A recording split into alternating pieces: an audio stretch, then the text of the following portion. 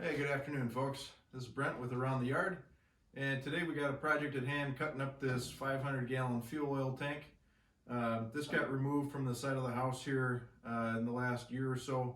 Haven't had an idea of what to do with it other than kind of crush it up and send it away for scrap, but with the evolving wood yards that we have around here, I thought it'd be kind of nice to make bonfire pits with it. So this tank is about 4 feet in diameter. I could make one giant burn barrel out of it, I suppose, but kind of bulky, hard to move around. So what I've decided to do is cut it into 3 2-foot sections. So this is my little jig here, and I've got a chalk piece here. So what I was doing is setting on here and then scribing a line, and we'll come back with the angle grinder and the Sawzall to make that work. So what I'm going to end up with here is a burn barrel or a fire pit with a base on it and about a 2-foot sidewall. Then the next one is going to be just a 2-foot ring, and then finally we're going to finish up with 2 feet on this side. This also has a top or a base. So that's going to be the game plan today. I cut into the tank with the angle grinder, get the groove started, and then we're going to switch over to a Sawzall. I've got 2 Sawzalls to try out. Actually have several more than that, but we've got the 20-volt DeWalt. It's kind of a compact model, and then I've got a 60-volt DeWalt that runs on the bigger 6 amp hour equivalent batteries, I guess. I think they're 2 or 3 amp hours at 60 volts, and they're 6 amp hours at 20 volts. So anyway, so we're going to try those 2 out. Probably going to lean towards more using the 60 volt Sawzall. I don't have a plug-in Sawzall. That's one of the things on my list at some point, but nowadays the battery stuff is just really pretty darn good. With the 60 volt, you kind of have corded power, and it's portable. So anyhow, we're gonna get that going here. I've got this one marked out. Need to come by here, actually kind of finish marking this. So I'll get you guys set up here. You can kind of see what we're doing. So here's my little makeshift jig. Set that on the end of the tank. Come over here, just kind of scribe a line. So doesn't have to be perfect, just want it somewhat consistent so I can link lines together.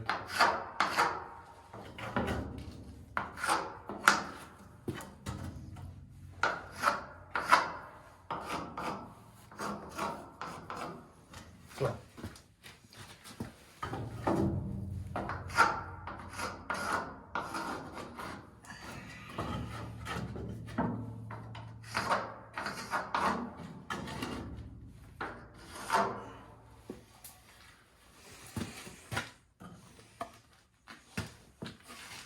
there we go. So there's our 2 foot there, and 2 foot there. There we go, 2 foot there.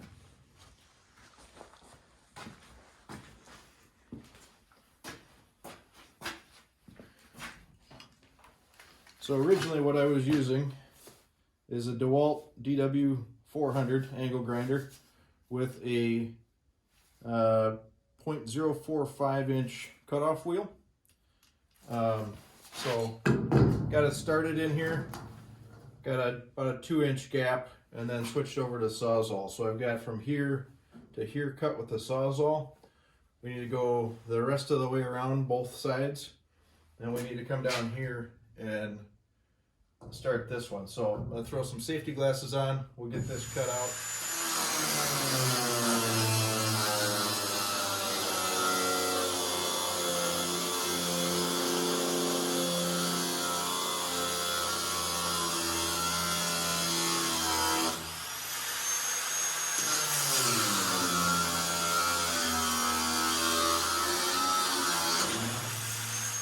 So right here, and we're through the tank. So that's all we really need to get a start on this. So this is the compact Sawzall that we're going to use. This is a DeWalt model DCS 387, 20 volt max, got a 5 amp hour 20 volt battery. And then this is the, there we go. This is the 60 volt max brushless flex volt. So it's going to take the 60 volt batteries, lithium ion, and at 20 volts it's a 6 amp hour battery. So I believe because we're running 60 volts instead of 20, this turns into a let's see, 2 amp hour battery, right? Am I doing my math right? 3 times 2, yeah. This model is a DCS 388 variable speed reciprocating saw. So anyhow, this is the other one we're going to use. So this is a little heavier duty. Probably going to use this longer, but we'll show you what the capabilities are of the standard 20 volt.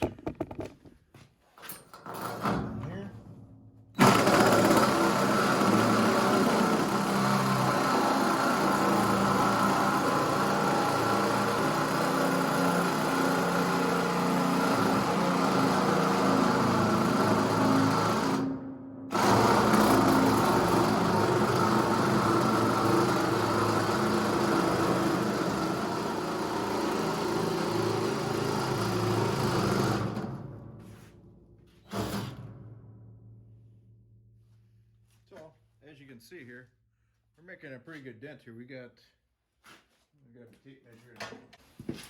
All right, so we started there. We are about 16 inches into that cut. So this will go quite quick with a Sawzall.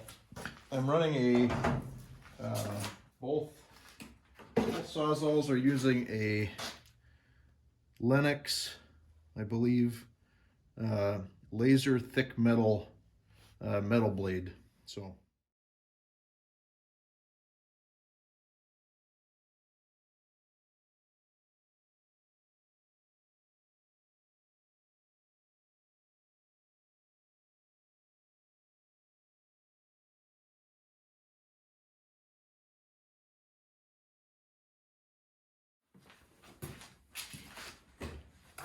all right, so we've managed to make a mess here. We got about 3 gallons of diesel that's kind of left in this tank, or fuel oil.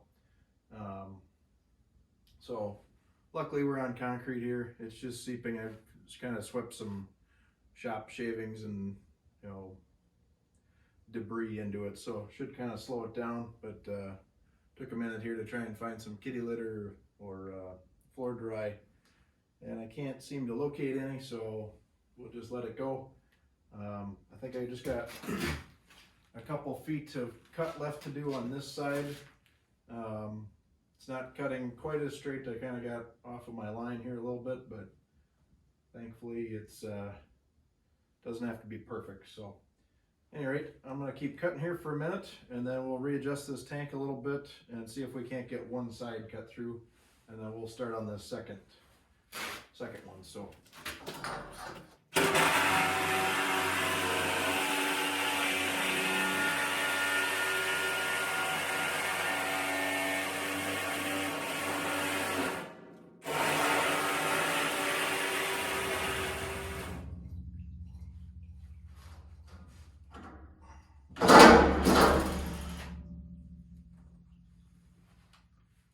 I'd say that Sawzall blade is junk. Yeah. Hang on. Yeah, I'll show you guys what's in the tank here. Kind of see it.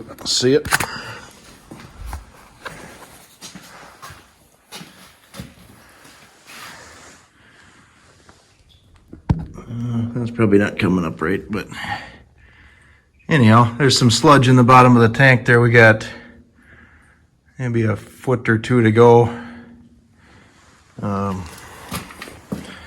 Yeah, I have to make a little run to Napa, I think, and get some floor dry. So stick around, we'll get this finished up. All right, folks, back from trip over to Wally World. Got 100 pounds of cat litter, cheap cat litter. Probably got 50 pounds on the floor here, so made quite a mess. But anyhow, got this soaking up. We're almost through the first section of this tank, and then we'll kind of see what we're after here. So anyhow, stick around, we'll get cutting again, and we'll get this thing in 2 pieces. So here we go.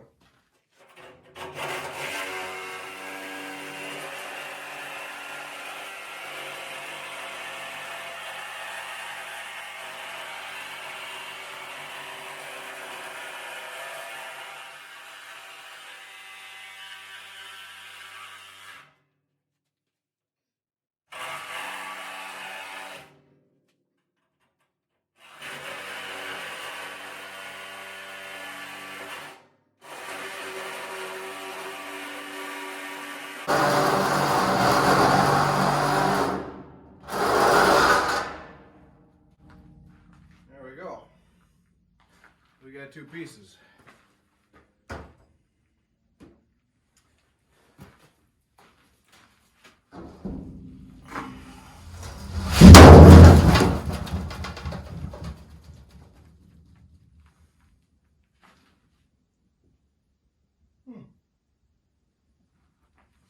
Interesting.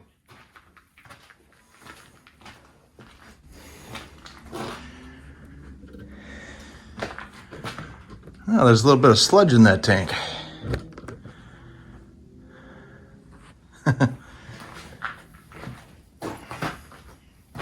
So here's the, actually, this is kind of neat. So right here is the top of the tank. There's the 2 copper pickups coming. And then I believe that was the vent for the tank. And then that was the fill pipe coming up, so it was insulated underground. And then we had about a 18-inch standpipe with a cap on it. And then right there is the lifting point. So if I spin you around here, look in the tank. I don't know if you guys can see this or not. Let's see.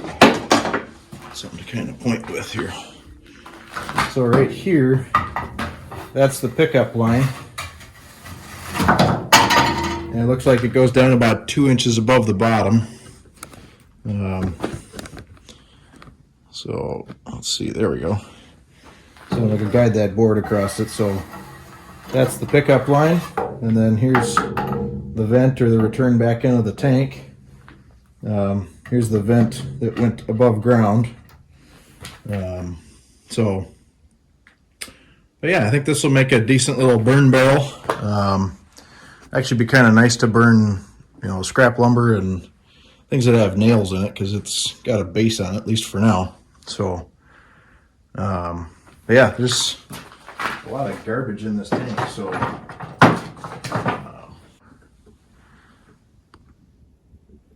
you can see the sludge kind of left in the 2/3 of the remaining tank down the sidewall there. So it's just kind of been sloshing around, but otherwise the metal looks like it's in pretty good shape. Since last, here's a tape measure.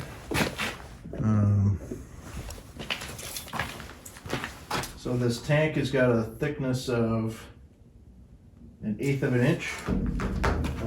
Here's the welded portion here, so they just taper it in and then put a seam down it. So yeah, I think that'll make it good. That'll make 3 good fire rings. I got the tank cut up into 3 pieces. I got probably 50 to 60 pounds of kitty litter on the ground here. A little more diesel and debris in this tank than I originally thought. I knew it was wet in there, but I didn't know how wet. I would guess 5 or 10 gallons probably went on the floor. And then we've got this sludge, tank debris, dirt. I don't even want to touch it because it's just black. But anyhow, took a 4-inch putty knife and kind of scraped out these tanks, or the sidewalls and the base. So this is most of the debris that came out of here. There's, a 5-gallon pail easily of debris that was just in here. of gunk. But everything turned out nice. I think these are going to make awesome kind of fire rings, burn barrels, whatever, what have you, at the within the wood yard here. So that's kind of what we got going on. Down the other side here, there's kind of the rest of the mess. So yeah, we got 3 sections. They're 2 feet deep, roughly. Each end of the tank is going to retain the bottom, so that'll be down on the dirt. I have to get a couple pieces of steel or something like that just to keep them off. Or I've got these 4x4 runners we could put them up on too, just to so they don't freeze down. They'll be easy to move around. But anyhow, that was kind of the project for today. If I can get this cleaned up, we might start another video here. We got that snow pusher that we broke here now a couple of weeks ago. This has kind of been sitting in the shop waiting for a day, getting this tank cut up. So we'll get this out of here and get the snow pusher blade in, maybe get that welded up yet today even. So if not, that'll be really the second project of the new year. Today is January 2nd. So anyhow, appreciate you sticking around. If you enjoyed the video, please like, comment, and subscribe. This is kind of the stuff we do around the yard. This is kind of off season for firewood, so yeah. So lots of little stuff going on. We'll talk to you guys later. Have a great day.